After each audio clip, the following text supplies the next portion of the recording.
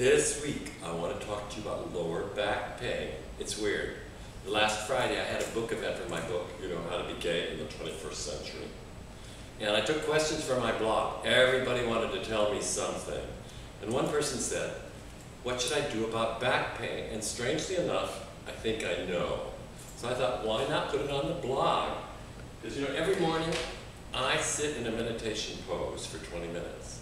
And it's not really about spirituality, it's more about your back. Because I used to have a lot of back trouble when I was around 50.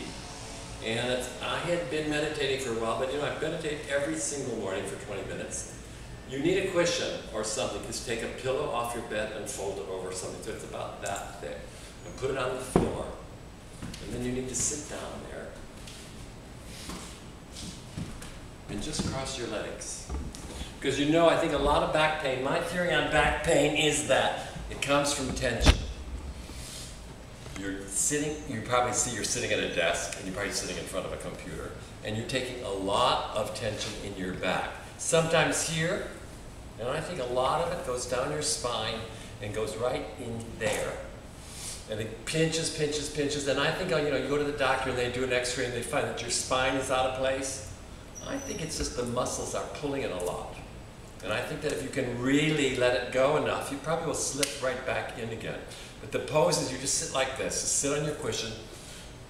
Make your legs as much like this as you can. If your knees are up a lot, it's okay. But I think what the good thing about the meditation pose is this pulls, because your knees are bent, pulls everything out of your lower spine so that you can really just sit there. And you have to sit there long enough. My teacher said you have to breathe as though you're breathing through your bum. To breathe up and then push it back down out again, rather than pulling it in and pushing it up that way, all right? And then you just sit there, put your hands together, and just try to concentrate on your breath. Like if you can, count your breathing. If you can't, just think.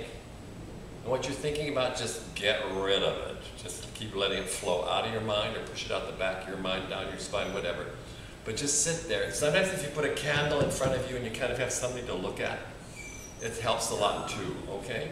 But I think if you can do that, you're going to find that a lot of your back problems go away.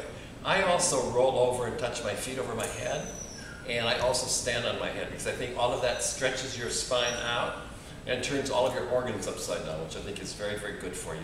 And we're going to show you how I do that. Okay, roll up. Try to at least get your feet over your head. Try to bring them down as far as you can so you don't roll back down. Grab your ankles, bend your knees, grab your feet and pull them down, and pull them down. And that will stretch all through your shoulders and neck. You'll be surprised. You're going to get rid of a lot of tension. You should also try to stand on your head if you can. I don't know, at least push yourself up. Maybe have somebody help you, but try to do this.